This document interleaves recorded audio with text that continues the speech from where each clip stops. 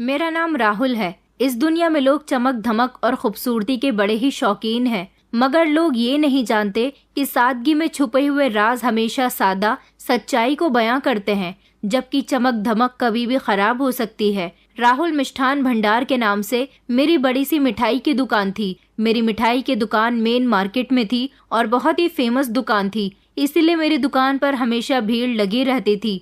मैं सुबह अपने हलवाइयों के साथ मिलकर खुद ही मिठाई बनाया करता था, क्योंकि हमारे यहाँ की मिठाई शुद्ध देसी घी से बनती थी और हमारे यहाँ साफ सफाई का बहुत ज्यादा ध्यान रखा जाता था। इसीलिए सारी ही ताज़ा मिठाई शाम के 4 बजे तक खत्म हो जाया करती थी। शाम के 4 बजे मेरी दुकान पर गरम गरम समोसे पकौड़ी बिकते थे, जबकि दूध दही छाछ पनीर ये तो सारा दिन ही मिलते थे। ऊपर वाले का दिया मेरे पास सब कुछ था, किसी चीज की कोई कमी नहीं थी। मेरे घर में मेरी 2 बहनें, बूढ़े माता पिता और मेरे बड़े भैया भाभी मौजूद थे। मेरी जिंदगी में कभी किसी तरह की कोई परेशानी नहीं आई थी, क्योंकि ऊपर वाले ने मुझे शुरू से ही कामयाब इंसान बनाया था। मेरे माता पिता बहुत खुश होते थे कि मैंने अपनी हलवाई की छोटी सी दुकान को एक बड़े से मिष्ठान भंडार में बदल लिया था। लोग दूर दूर से मेरी दुकान की मिठाई खरीदने के लिए आते थे। पूरे शहर में मेरी मिठाई का बड़ा ही नाम था। वक्त गुजरने के साथ साथ मेरी दोनों छोटी बहनों की भी शादियां हो गई थी। अब मेरी माँ चाहती थी कि वो मेरी भी शादी कर दे, लेकिन मेरा कहीं रिश्ता नहीं लग पा रहा था, क्योंकि मेरा रंग बहुत काला था। मैं देखने में ज्यादा अच्छा नहीं था, लेकिन मैं एक होनहार और मेहनती इंसान था। मेरी मम्मी की ख्वाहिश थी कि वो मेरे लिए कोई खूबसूरत और कम उम्र की लड़की को मेरी पत्नी बनाए, मगर ऐसा नामुमकिन था। मैं अपने सब भाई बहन में सबसे छोटा था। मुझसे बड़े मेरे तीनों भाई बहन बहुत सुंदर थे, तभी तो उनकी शादियां उनकी ठीक उम्र में हो गई थी। दिक्कत तो सिर्फ मेरी ही शादी में आ रही थी। फिलहाल मैंने अपनी शादी वाली बात को तो अपने दिमाग से निकाल रखा था।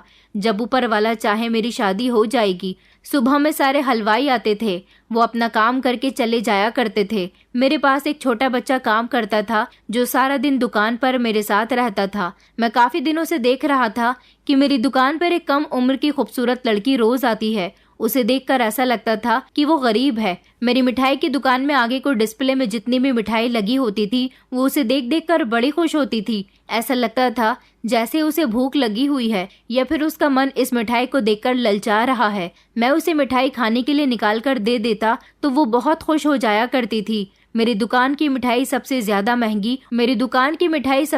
महंगी और स्वादिष्ट होती थी, इसीलिए लगभग ज्यादातर मिठाई खत्म ही हो जाती थी। और कभी कभी वो लड़की शाम के टाइम पर भी मेरी दुकान पर आती थी। जब मैं उसे इस तरह से ललचाते हुए देखता तो उसे समोसे या पकौड़ी देने की कोशिश करता, तो वो उनको लेती ही नहीं थी। बड़ी ही अजीब लड़की थी। कई बार तो वो हर रोज मेरी दुकान पर आती थी, और कभी कभी ऐसा होता था कि कई कई दिन गुजर जाते थे, वो लड़की मुझे कहीं नजर तक नहीं आती थी। मेरी दुकान मेन मार्केट में थी, इसलिए वो नहीं बल्कि ना जाने कितने भिखारी लोग मेरी दुकान पर मिठाई फ्री में मांगने के लिए आ जाते थे। मैं उन लोगों को निराश नहीं करता था। कभी मैं उनको पैसे दे दिया करता, तो कभी अपनी दुकान से निकालकर थोड़ी बहुत मिठाई उनको दे दिया करता था। कई दिन इसी तरह से गुजर गए थे, जब मेरी माँ ने मुझे एक बहुत बड़ी खुशखबरी सुनाई थी। उन्होंने कहा था कि बेटा, मेरी ख्वाहिश पूरी हो गई। मैं तेरे लिए जैसी लड़की की तलाश कर रही थी, वैसी लड़की मुझे मिल गई है। माँ की बात सुनकर मुझे बड़ी हैरानी हुई थी कि आखिर ऐसा भी क्या हो गया।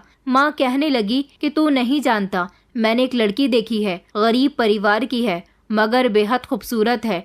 उसकी खूबसूरती सबके आगे फेल है। मुझे अपने बेटे के लिए ऐसी ही पत्नी चाहिए थी। माँ की बात सुनकर मैं निराश हुआ था। मैंने माँ से कहा कि माँ, तुम खुद से ये बात बना रही हो, यह सच में मेरा रिश्ता कहीं तय कर दिया है। माँ कहने लगी कि नहीं नहीं, मैं खुद से ये बात क्यों बताऊंगी। लड़की के माँ बाप ने रिश्ते के लिए हाँ कर दी है। मैंने लड़की के माता पिता को तेरे बारे में बताया, तो उन्होंने इस रिश्ते के लिए फौरन ही हाँ कर दी थी। उन लोगों को तो तुझे देखने की भी जरूरत नहीं पड़ी, क्योंकि उनके यहाँ तेरी ही दुकान से मिठाई जाती है। तुझे तो शहर का हर इंसान जानता है। लड़की के पिता तो बहुत खुश हुए थे। आखिरकार वो समझ गए थे कि हमारा बेटा बहुत अच्छा कमाता है, उनकी बेटी हमारे घर में बहुत खुश रहेगी। तभी तो फौरन ही उन्होंने अपनी बेटी का हाथ तेरे हाथ में देने का फैसला कर लिया है। वो जल्द ही शादी करना चाहते हैं। मैंने तो सोच लिया है कि कल ही मैं सह परिवार उन लोगों के घर जाऊंगी। बहू के लिए सोने के कंगन, सोने की अंगूठी और कुछ कपड़े वगैरह लेकर चली जाऊंगी, ताकि रिश्ता पक्का कर सकूं। माँ की बात सुनकर मुझे अपने कानों पर विश्वास नहीं हो रहा था। मुझे तो ऐसा लग रहा था जैसे माँ मुझसे मजाक कर रही है, मगर मेरी भाभी ने बताया कि माँ बिल्कुल सही कह रही है, लड़की सच में बहुत खूबसूरत है। लड़की के घर वाले तो अपने आप को बहुत भाग्यशाली समझ रहे हैं कि उनकी बेटी के लिए राहुल का रिश्ता आया है, उस राहुल का जिसकी मिठाई का टेस्ट हर इंसान की जबान पर है। भाभी ने जब मुझे डिटेल से पूरी बात बताई तो मुझे इस बात पर यकीन हुआ था। मैं बहुत खुश हुआ था।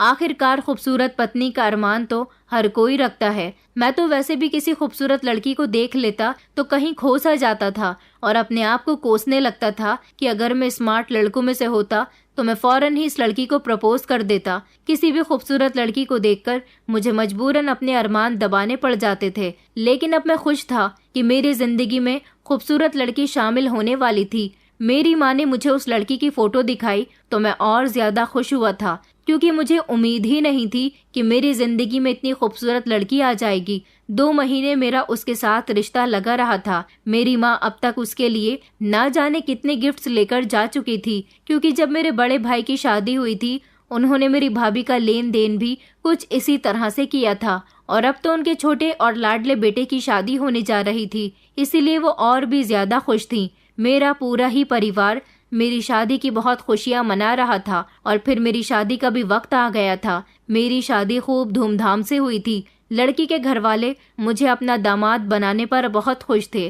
वो लोग गरीब थे, इसलिए अपनी तरफ से उनसे शादी में जितना हो सका था उन्होंने उतना ही इंतजाम किया था। इस चीज को लेकर हमें भी कोई परेशानी नहीं थी। वैसे भी हमें सिर्फ और सिर्फ लड़की से मतलब था, उसके परिवार वालों से नहीं। मेरी पत्नी विदा होकर मेरे घर आ गई थी। मेरे पिता ने शादी पर घर बहुत अच्छे से डेकोरेट करवाया था। मेरी पत्नी को मेरे कमरे में भेज दिया गया था। शादी वाले दिन मेरी खुशी के तो ठिकाने ही नहीं थे। मैं अपने कमरे की तरफ जा रहा था और सोच रहा था कि आज के बाद मेरी जिंदगी बदल जाएगी। मेरी जिंदगी में इतनी हसीन लड़की जो आ गई है। मैंने सोच लिया था कि मैं अपनी पत्नी को राजकुमारी बनाकर रखूंगा। मुझे पैसों की तो कोई कमी नहीं थी। मेरी पत्नी मुझसे जैसा कहेगी मैं उसके लिए वो सब कुछ करूंगा। मैंने उसके लिए बहुत सारे गिफ्ट्स भी खरीदे थे।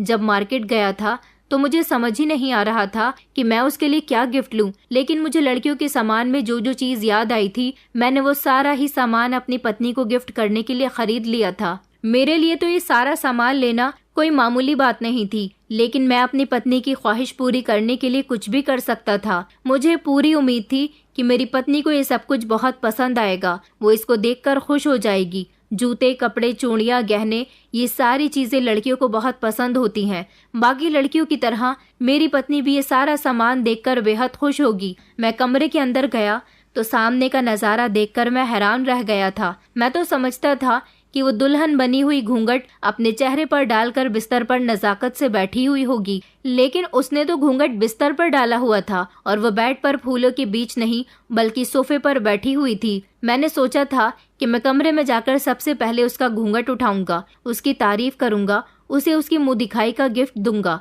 मैंने जो उसके लिए सोने की चेन बनवाई है मैं उसकी पतली सुराही जैसी गर्दन में खुद अपने हाथों से पहनाऊंगा और उसके बाद मैं उससे मोहब्बत करनी शुरू करूंगा ताकि हमारे रिश्ते की हसीन शुरुआत हो सके। लेकिन वो तो बिस्तर पर बैठी ही नहीं थी और उसके दुल्हन वाले कपड़े भी बिस्तर पर पड़े हुए थे। उसने दुल्हन का जोड़ा और सारे गहने उतारकर एक मामूली सा सूट पहन लिया था। ये सब देखकर मुझे एक जोरदार झटका लगा था।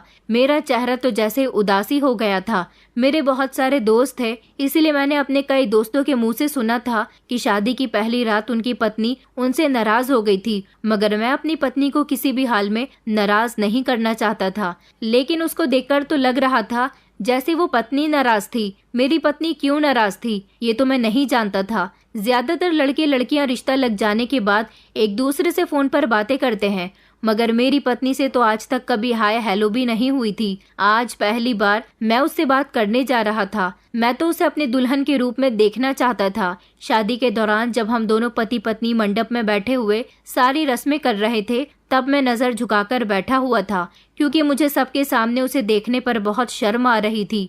मैंने सोच लिया था कि मैं अपने कमरे में जाकर उसे आराम से देखूंगा। मैंने उसे ठीक से देखा भी नहीं था और उसने अपने कपड़े बदल लिए थे। मैंने सोचा कि चलो कोई बात नहीं, अब वो मेरी पत्नी बन चुकी है, उसका और मेरा सारी जिंदगी का साथ है, अब वो हमेशा मेरे साथ ही तो रहेगी। फिर किसी दिन मैं उससे कहूँगा कि वो दोबारा से मेरी खातिर दुल्हन बन जाए। मैंने अपनी पत्नी के कपड़े बेड से उठाकर एक तरफ को रख दिए और मैं सोफे पर उसके बराबर में जाकर बैठ गया था। मैंने गौर से देखा तो उसने अपना सारा मेकअप भी साफ कर लिया था। वो दुल्हन बनके बहुत सुंदर लग रही थी, लेकिन वो देखने में इतनी सुंदर तो थी कि उसके साथ सारी जिंदगी गुजारा हो सकता था। उसका नाम नीलम था।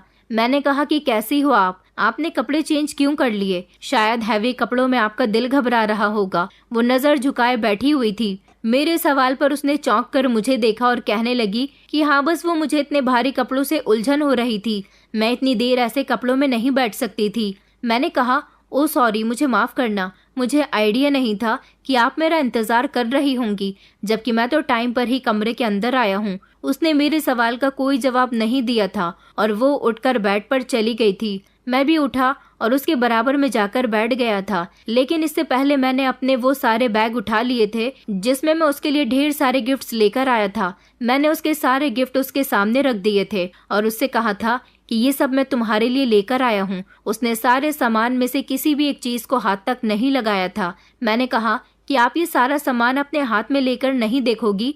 तो वो कहने लगी कि इन गिफ्ट्स को अगर मैं हाथ लगा दूंगी तो क्या ये डबल हो जाएंगे? मैंने कहा, अरे आप जो कहोगी मैं आपके लिए हाजिर कर सकता हूँ। उसने कहा कि कोई ज़रूरत नहीं है और ये आप भी मत कहो, मुझे मेरे नाम से पुकारो। मेरा नाम नीलम है। ये कहकर वो उठकर खड़ी हो गई थी। मैंने कहा कि चलो ये तो और भी अच्छी बात है, मुझे तुमसे तकल्लुफ नहीं करना पड़ेगा। ठीक है, मैं तुम्हें तुम कहकर पुकारूंगा। तुम जरा ये गिफ्ट खोल कर देखो, मैं तुम्हारे लिए बड़े प्यार से लेकर आया हूँ। आओ यहाँ मेरे पास बैठो। वो मेरी बात सुनकर कहने लगी कि मुझे तुम्हारे पास बैठने का कोई शौक नहीं है। मैं सब जानती हूँ कि तुम ये हरकतें क्यों कर रहे हो। मैंने कहा कि कैसी हरकतें? ये हरकतें ना करूँ तो और कैसी हरकतें करूँ? तुम मेरी पत्नी हो, आज हमारी शादी हुई है और सुहागरात है हमारी। उसने कहा कि मैं ये बात आपको पहले दिन ही सीधे तरीके से बता देना चाहती हूँ कि ये शादी मेरी मर्जी से नहीं हुई है। मेरे माता पिता ने जबरदस्ती मेरी तुम्हारे साथ शादी की है, वरना मुझे क्या पागल कुत्ते ने काटा था कि मैं एक बदशक्ल लड़के से शादी करती? कहाँ मैं खूबसूरत गोरी चिट्टी कम उम्र की लड़की और कहाँ तुम प्योर काले रंग की पक्की उम्र के इंसान हो। मेरे पेरेंट्स ने मेरी शादी तुम्हारे साथ सिर्फ इसीलिए करवाई क्योंकि वो गरीब लोग हैं और गरीबों की बेटियों की शादी गरीबों में ही होती है। अगर उनकी बेटी के लिए किसी अमीर परिवार से रिश्ता आ जाता है तो वो लोग अपने आप को बहुत भाग्यशाली समझते हैं। मेरे माता पिता भी तुम्हें अपना घर का दामाद बनाकर बहुत खुश हैं। मुझे तो कोई भी खूबसूरत लड़का मिल सकता था। मेरे माता पिता ने मेरी शादी सिर्फ तुम्हारा पैसा देखकर की है, लेकिन मुझे तुम पसंद नहीं हो और ना ही मैं तुम्हें अपना पति कभी स्वीकार करूंगी, इसलिए मुझसे दूर रहना। ये मत समझना कि मेरी तुमसे शादी हो गई है तो तुम मेरे साथ जो चाहे वो कर लोगे। मैं कोई मोम की गुड़िया नहीं हूँ जिसे तुम इस्तेमाल करते रहोगे और वो खामोश रहेगी। उसकी ऐसी बातें सुनकर मेरे दिल को एक अजीब सी ठेस पहुंची थी, मगर फिर भी मैंने अपने चेहरे पर मुस्कुराहट सजाई हुई थी। मैंने कहा कि अच्छा ठीक है, तुम जैसा चाहती हो वैसा ही होगा। तुम मुझसे बात नहीं करना चाहती, मेरे साथ बैठना नहीं चाहती, तो तुम मुझे बता दो कि शादी की पहली रात पत्नी को इम्प्रेस किस तरह से किया जाता है। आखिर मैं ऐसा कौन सा काम करूं जिससे तुम इम्प्रेस हो जाओ? मेरी कुछ समझ नहीं आ रहा था क्योंकि बस मुझे तो अपनी पत्नी को अपना बनाना था। मैंने उससे कहा कि अच्छा ये गिफ्ट तो खोल कर देख लो, मगर उसने मेरा सारा सामान उठाकर टेबल पर रख दिया था। अब मैं खामोश रहने के अलावा कुछ नहीं कर सकता था, इसलिए मैं बिस्तर पर लेटकर सो गया था। मैंने बड़ी मुश्किल से खुद पर कंट्रोल किया था। मेरी फितरत ऐसी भी नहीं थी कि मैं उसके साथ जबरदस्ती कर लेता, इसलिए मैं अपनी पत्नी के सामने खामोश रहने लगा था। धीरे धीरे नीलम ने मेरी मोहब्बत का फायदा उठाना शुरू कर दिया था। अगली सुबह उसने तैयार होने से भी इनकार कर दिया था और नाश्ता भी मेरे साथ बैठकर नहीं किया था। मैं घर में बोर हो रहा था। जब मेरा घर में कोई काम नहीं था तो मैं अपनी दुकान पर ही चला गया था। मैंने सोचा कि शादी के अगले दिन ही नहीं बल्कि मैं शादी के बाद पूरे 1 हफ्ते तक छुट्टी करूंगा, अपनी पत्नी के साथ शादी के हसीन पल गुजारूंगा। मगर मेरी पत्नी तो मुझसे बात तक करना पसंद नहीं करती थी, इसलिए मैं दुकान पर चला गया था। वहाँ पर मुझे सब लोग देखकर हैरान हो रहे थे और कहने लगे कि तुम्हें दुकान खोलने की इतनी भी क्या जल्दी आ रही थी? तुम्हें अपनी पत्नी पर ध्यान देना चाहिए था, उसको वक्त देना चाहिए था। शादी के नए नए दिनों की बात ही कुछ अलग होती है, बाद में ये दिन लौट कर नहीं आते। अब मैं उन लोगों को क्या बताता कि मैं किस परेशानी में उलझा हुआ था। शाम का टाइम हुआ, तो मैं दुकान पर अकेला बैठा हुआ था जब वही जवान लड़की आकर मेरे सामने खड़ी हो गई और मिठाई को बड़े गौर गौर से देखने लगी। उसको देखकर ऐसा लग रहा था जैसे उसके मुंह में पानी आ रहा है। आज मैं अपनी पत्नी की वजह से परेशान था, इसलिए मैंने उसे गुल्लक से निकालकर पैसे दे दिए, मगर उसने पैसे लेने से इनकार कर दिया था और फिर वो वहां से चली गई। शाम को मैं जल्दी दुकान बंद करके वापस घर आया तो मेरे घर में एक अजीब सा हंगामा मचा हुआ था। मेरी पत्नी ने मेरी बहनों के साथ बदतमीजी की थी। मेरी दोनों बहनें जो मेरी शादी की खुशी में मेरे घर पर आई हुई थी, मेरी पत्नी से झगड़ा होने के बाद वो दोनों गुस्से में मेरे घर से चली गई थी। वो अभी और घर पर कुछ दिन रहना चाहती थी क्योंकि अपनी नई भाभी के साथ भी कुछ दिन गुजारना चाहती थी। माँ भी इस बात पर बहुत नाराज थी क्योंकि आज से पहले कभी हमारे घर में औरतों के बीच में लड़ाई नहीं हुई थी। भाभी का कहना था कि नीलम ने आज घर की सभी औरतों से जबान लड़ाई है। मेरी भाभी ने भी कभी किसी से बदतमीजी नहीं की थी और मेरी पत्नी ने पहले ही दिन अपनी तरफ से सबका दिल दुखा दिया था। उसने घर का काफी सारा जरूरी सामान भी उठाकर फेंक दिया था, जिसकी वजह से घर में चारों तरफ सामान बिखरा पड़ा था। घर की सफाई मेरी भाभी कर रही थी जबकि माँ अपना सर पकड़कर बैठी हुई थी। मेरी पत्नी मुझ पर और मेरे घर वालों पर अपना रोब जमाने की कोशिश कर रही थी। फिर मुझे पता चला कि वो तो बगावत कर रही है क्योंकि वो बगावत पर उतर आई है। वो इस रिश्ते को निभाना नहीं चाहती थी, वो तो बदला ले रही थी, शायद इस बात का कि उसके माता पिता ने उसकी पसंद को अहमियत नहीं दी थी, लेकिन उसका बदला वो मुझसे क्यों ले रही थी। मैंने उसे प्यार से समझाया था। मैंने बहुत सी वीडियो देखी थी कि औरत के सामने नरमी से पेश आने पर औरत तुम्हारे साथ भी अच्छे तरीके से पेश आती है। मैं भी उसे प्यार मोहब्बत से सब कुछ समझा रहा था। मैंने कहा कि देखो, ये अब तुम्हारा घर है और हमारी शादी हो गई है, रहना तो तुम्हें अब मेरे साथ ही है। उसने कहा कि शादी हो गई है इसका मतलब ये तो नहीं कि हम हमेशा एक साथ रहेंगे, बीच का भी तो कोई रास्ता निकल सकता है। मैंने कहा कि क्या मतलब, बीच का कोई रास्ता निकल सकता है? तुम आखिर कहना क्या चाहती हो? शादी के दूसरे दिन ही तुमने इतना हंगामा कर दिया, भला नई नवेली दुल्हन पर ये सब क्या शोभा देता है? तो वो कहने लगी कि हाँ, मुझे सब कुछ शोभा देता है। मेरा मानना है कि जब लड़की की शादी जबरदस्ती उसकी मर्जी के खिलाफ कर दी जाए तो उसे अपनी ससुराल जाने के बाद कुछ ऐसा ही करना चाहिए। जो मैं कहना चाहती हूँ वो बात तुम बहुत अच्छे से समझ गए हो, तो फिर ऐसा करते क्यों नहीं हो? उसकी बात सुनकर मैं घबरा गया था। मैंने कहा, तुम पागल हो गई हो क्या? तुम चाहती हो कि मैं तुम्हें डिवोर्स दे दूं? हम लोग उसके अलावा भी तो कोई और रास्ता निकाल सकते हैं ना। उसने कहा कि मुझसे दूर जाने का तुम्हारे पास इसके अलावा और कोई भी रास्ता नहीं है। मैंने कहा कि खामोश हो जाओ, मैं ऐसा करने के बारे में सोच भी नहीं सकता। उसने कहा, तो फिर ठीक है, मैं तुम्हारे साथ नहीं रहना चाहती। मैंने कहा कि देखो, आखिर मुझ में क्या कमी है, मैं तुम्हें बहुत खुश रखूंगा। उसने कहा, लेकिन मेरी खुशी तुम्हारे साथ नहीं है। मैं शादी से पहले किसी और लड़के को पसंद करती थी। इससे पहले मेरे घर वालों को मेरी पसंद के बारे में पता चलता। इस दौरान तुमने मेरे घर रिश्ता भेज दिया। मेरे घर वाले तुम्हारे रिश्ते से बहुत इम्प्रेस हुए और इस तरह मेरी तुम्हारे साथ शादी हो गई। यही वजह है कि मेरे दिल में तुम कभी जगह नहीं बना सकते। मैंने कहा कि मैं मानता हूँ, शादी से पहले बहुत सारी लड़कियों को मोहब्बत हो जाती है,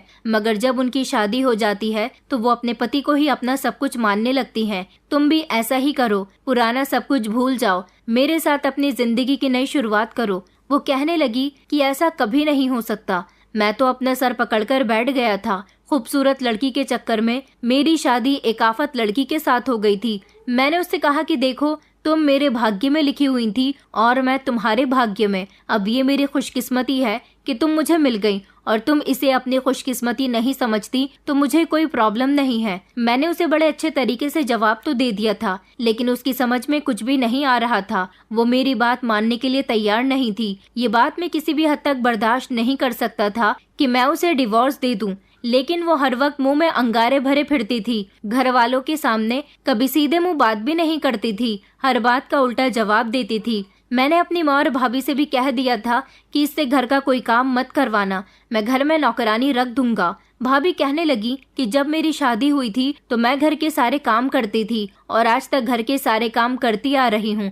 भला तुम्हारी पत्नी सारा दिन घर में आराम क्यों करेगी? मेरे समय में तो कभी नौकरानी नहीं आई। मैंने कहा कि भाभी, मैं आपके आगे हाथ जोड़ता हूँ, अब की बार नौकरानी आएगी तो आपको भी काम नहीं करना पड़ेगा और मेरी पत्नी को भी काम नहीं करना पड़ेगा। प्लीज आप में से कोई भी नीलम से कुछ मत कहना। वो कुछ करे तो उसको करने देना और ना करे तो उससे कोई सवाल जवाब नहीं करेगा। मैं घर का माहौल खराब नहीं करना चाहता। पहले ही मैं इससे शादी करने के बाद बहुत परेशान रहने लगा हूँ। मैं गुस्सा करते हुए अपनी दुकान पर चला आया था। मैंने फिर से इस लड़की को देखा था। वो दुकान के बाहर खड़ी हुई खाने पीने के सामान को बड़ी गौर गौर से देख रही थी। उस समय मैं खाना खा रहा था जब मैंने उसको अपना लंच बॉक्स दे दिया था, क्योंकि मेरा खाना खाने का मन नहीं कर रहा था। मगर उसने मेरा खाना लेने से भी साफ इनकार कर दिया। फिर मैंने उसे पैसे देना चाहे तो उसने वो पैसे भी नहीं लिए, क्योंकि मैं यही सोच रहा था कि हर बार वो मेरी मिठाई खाती है, उसका मन भर जाता होगा। कभी कभी वो पैसे लेकर बाजार से कुछ और भी खा लिया करे, मगर वो पैसे लेती ही नहीं थी। वो खाने से साफ इनकार करके वहाँ से चली गई थी, जैसे कह रही हो कि उसे कुछ भी नहीं चाहिए। पता नहीं ये लड़की कौन थी। इसका हुलिया देखकर तो ऐसा लगता था जैसे ये पागल है या फिर इधर उधर भीख मांगती है। लेकिन मैंने उसे कभी लोगों से पैसे मांगते हुए नहीं देखा था। अब मैं समझा था कि इसे मेरी दुकान की मिठाई पसंद है। उसके जाने के बाद मैं अपनी पत्नी के बारे में सोचने लगा था कि मैं अपनी पत्नी के लिए क्या नहीं करता। उसकी हर बात मानता हूँ, फिर भी वो मुझसे खुश नहीं होती। मेरे हिसाब से वो बहुत खुशकिस्मत थी जिसे इतना प्यार करने वाला पति मिला था। मैं तो उसके मुंह से निकली ये बात भी बर्दाश्त कर गया था कि वो शादी से पहले किसी और से प्यार करती थी। मुझे इस बात से कोई प्रॉब्लम नहीं थी। वो एक बार मेरी कदर करके तो देखती। मैं सारी जिंदगी उसका गुलाम बनकर रहने के लिए तैयार था। हर बात के लिए मैं अपनी पत्नी को सिर्फ समझा सकता था, क्योंकि उसकी हरकतें तो ऐसी थी कि शादी के पहले दिन से ही मुझे उसको काबू में रखना चाहिए था। एक दिन तो वो किसी से फोन पर बात कर रही थी। मैंने कहा कि किससे बात कर रही हो? कहने लगी कि उसी से बात कर रही हूँ जिससे शादी से पहले मैं मोहब्बत किया करती थी। मेरे दिल में उसके लिए मोहब्बत आज भी कम नहीं हुई। मैंने कहा, ये क्या हरकत हुई? तुम अभी तक उस लड़की को भूली नहीं हो। तुम जानबूझकर ऐसी हरकतें कर रही हो ताकि मैं तुम्हें छोड़ दूं। वो कहने लगी कि अरे वाह, तुम्हें तो इस बात का अंदाजा हो गया। उसने हम दोनों का बिस्तर भी अलग कर लिया था। मैं बेड पर सोता तो खुद वो सोफे पर सो जाती थी। मुझे बुरा लगता था कि वो सारी रात सोफे पर रहेगी तो उसे ठीक से नींद नहीं आएगी, इसलिए मैंने ही सोफे पर सोना शुरू कर दिया। मुझे भी नींद नहीं आती थी, लेकिन वो मजे से बेड पर सोती रहती थी। उसका बॉयफ्रेंड के साथ अब उसकी बातचीत काफी हद तक बढ़ गई थी। वो मेरा भी कोई लिहाज नहीं करती थी और उसके साथ खूब प्यार मोहब्बत की बातें करती रहती थी। मुझे ये सब देखकर बहुत गुस्सा आता था, मगर फिर भी मैं खुद पर कंट्रोल कर लिया करता था। उसे मेरी कोई फिक्र नहीं थी। अरे फिक्र तो वहाँ होती है जहाँ मोहब्बत होती है। जहाँ मोहब्बत ही ना हो वहाँ फिक्र कहाँ से आएगी? मेरी मम्मी मुझसे कहती थी कि अब वो अपने बॉयफ्रेंड से मिलने के लिए भी जाने लगी है, क्योंकि मोहल्ले के लोगों ने उसे किसी लड़की के साथ मिलते जुलते देखा था। इसलिए शिकायत मेरे घर तक भी पहुँच गई थी। मेरी पत्नी पर किसी तरह की कोई रोक टोक नहीं थी। यही वजह थी कि वो इतनी बिगड़ गई थी। वो चाहती थी कि मैं किसी भी तरह से उसे छोड़ दूं, ताकि वो अपने पुराने आशिक के साथ आसानी से शादी कर सके। मैं हर बात से खामोश हो गया था। मैं उसके लिए इतना कुछ बर्दाश्त कर रहा था। अपने घर वालों की भी बातें सुन रहा था। वो मुझे बार बार कह रहे थे कि तुम इस लड़की को छोड़ दो, ये तुम्हारे लिए ठीक नहीं है, तुमने इसको सर पर चढ़ा लिया है। मेरी माँ की ही तो ख्वाहिश थी कि वो खूबसूरत लड़की को मेरी पत्नी बनाए। अब मेरी खुशियों को नजर लग गई थी तो मैं क्या कर सकता था? मेरी पत्नी मेरी जिंदगी में आ तो गई थी, मगर वो मेरी जिंदगी में शामिल नहीं हुई थी। मुझे उससे अभी तक एक पल की भी मोहब्बत नहीं मिली थी। मैंने अपनी पत्नी को एक बात अच्छी तरह से समझा दी थी कि तुम कुछ भी कर लो, मैं तुम्हें नहीं छोड़ने वाला। तुम मेरी जिंदगी से कभी दूर नहीं जाओगी। मैंने तुम्हारी बहुत बात मानी है, आगे भी मानूंगा। तुम्हारा ख्याल करता हूँ, हमेशा करूंगा। हो सके तो तुम अपने उस आशिक को भूल जाओ, वरना वो मेरे हाथों से मारा जाएगा। मैं तुम्हें किसी हाल में भी नहीं छोड़ने वाला। मगर वो तो सीना तान कर मेरे सामने खड़ी हो जाती थी। मैंने अपने घर वालों को भी बहुत अच्छे तरीके से समझा दिया था कि वो कुछ भी करे, आप लोगों को उसके बीच में नहीं बोलना है। उसका चक्कर अपने आशिक के साथ अभी भी चल रहा था। न वो लड़का पीछे हटने वालों में से था और न ही मेरी पत्नी। मैंने इस मैटर में किसी दिन आराम से अपनी पत्नी से बात करने के बारे में सोचा था। मैं अपनी दुकान पर बड़ा परेशान बैठा हुआ था जब हर बार की तरह वो लड़की फिर से मेरी दुकान के पास आकर खड़ी हो गई और मिठाई को देखने लगी। आज मैंने उस लड़की को दुकान के अंदर बुला लिया था और उसे बैठने के लिए कुर्सी भी दी थी। आज पहली बार ऐसा हुआ था कि मैंने उसे बहुत करीब से देखा था। मैंने अपनी दुकान की सबसे महंगी और बेस्ट मिठाई प्लेट में निकालकर उसे खाने के लिए दे दी थी। वो बैठी हुई खा रही थी और खूब जायके ले रही थी और खुश भी हो रही थी। मिठाई खाने के बाद उसने प्लेट एक तरफ रख दी थी। वो अपने कपड़े हटाकर खुजा रही थी। मुझे उसकी ये हरकत बड़ी अजीब लगी थी। वो जवान लड़की थी, उसे अपने शरीर को ढककर रखना चाहिए था, मगर वो लड़की ऐसे रिएक्ट कर रही थी जैसे उसकी दिमागी हालत ठीक नहीं है। उसका हुलिया बहुत गंदा हो रहा था। ऐसा लग रहा था जैसे उसे नहाए हुए कई दिन गुजर गए। यही वजह थी कि उसके शरीर में खुजली हो रही थी। मगर इस दौरान जब वो पागलों की तरह अपने शरीर को खुजा रही थी, तब मेरी नजर उसके शरीर के कुछ ऐसे हिस्सों पर चली गई थी जहां पर मेरी नजर नहीं जानी चाहिए थी। लेकिन जो मैंने अपनी आंखों से देखा, उसे देखकर मेरे होश उड़ गए थे, क्योंकि उस लड़की के शरीर पर चोट के निशान लगे हुए थे। ये लड़की देखने में बड़ी मासूम लगती थी। ऐसा लग रहा था जैसे इस बेचारी पर अत्याचार होता है, इस पर मारपीट की जाती है। मगर इस मासूम को कौन मारता था? थोड़ी देर को मेरी दुकान पर बैठने के बाद वो वहाँ से चली गई थी। वो कुछ बोलती नहीं थी, शायद वो गूंगी थी। मैंने अपनी दुकान पर छोटू को बैठा रहने के लिए कहा और ना जाने क्यों मैं उसके पीछे पीछे उसे देखने के लिए चला गया था कि वो कहाँ जाती है। वो किसी से भीख नहीं मांग रही थी, बस इधर उधर ही टहल रही थी। थोड़ी देर के बाद वो एक घर में चली गई। यहाँ पर मैंने कुछ लड़कों को घर के अंदर जाते हुए देखा था। उनमें से एक लड़के ने उसे धक्का देकर घर के अंदर कर लिया था। मतलब कि उनका बिहेवियर उस लड़की के साथ बिल्कुल भी ठीक नहीं था। उसी जगह पर ठीक सामने एक चाय का होटल बना हुआ था। मैं उस होटल के मालिक के पास गया और उससे पूछा कि आखिर ये लड़की कौन है और इन लड़कों की क्या लगती है। इस आदमी ने मुझे बताया कि इस लड़की का इस दुनिया में कोई नहीं है। इसके माता पिता भी मर गए। कुछ समय पहले ये अपने माता पिता के साथ इस घर में रहती थी, मगर इसको एक गहरा सदमा लग गया था और इसी वजह से ये उल्टी सीधी हरकतें करने लगी। इसकी दिमागी हालत भी खराब हो गई। इसके पेरेंट्स ने ऊपर वाला पोर्शन जॉब करने वाले लड़कों को रेंट पर दिया हुआ था। इसके पेरेंट्स के मरने के बाद उन लड़कों ने इस पूरे घर पर कब्जा कर लिया। इस लड़की को अपना होश भी नहीं रहता। ये सुबह घर से निकलती है,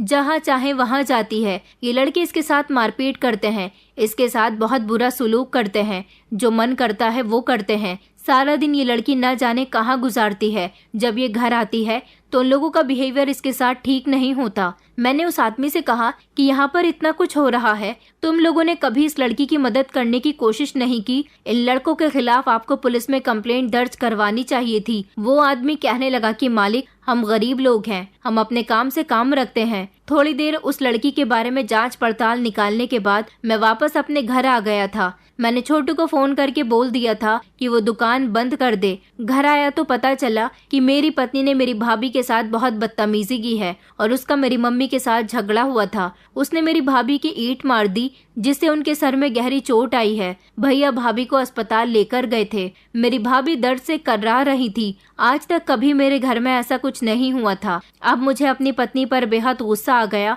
और मैं वो फैसला करने पर मजबूर हो गया था जो मैं नहीं करना चाहता था। मैंने अपनी पत्नी को डिवोर्स दे दी थी और उसे घर से निकाल दिया था। वो अपने काम में कामयाब हो गई थी। मैंने कहा था, लेकिन खबरदार, अगर तुमने मेरे घर से कोई भी सामान लिया, जो सामान तुम्हारे घर वालों ने दिया है उसे हम खुद तुम्हारे घर वापस भेज देंगे। वो शायद ये समझती थी कि हमारे घर का जितना भी कीमती सामान है वो अपने साथ ले जाएगी, मगर मैंने उसे किसी चीज को हाथ तक न लगाने दिया था और घर से बाहर निकाल दिया था। भाभी अभी भी अस्पताल में एडमिट थी। कुछ दिनों के बाद भाभी घर आ गई थी। मेरी पत्नी के जाने के बाद घर में एक अजीब सा सुकून फैल गया था, क्योंकि उसने मेरी भाभी, मेरी बहनों और माँ का बहुत पीछा लिया हुआ था। जिस दिन से मेरी शादी हुई थी, मेरी बहनें नीलम की वजह से घर में आती ही नहीं थी। कुछ दिन इसी तरह से गुजर गए थे।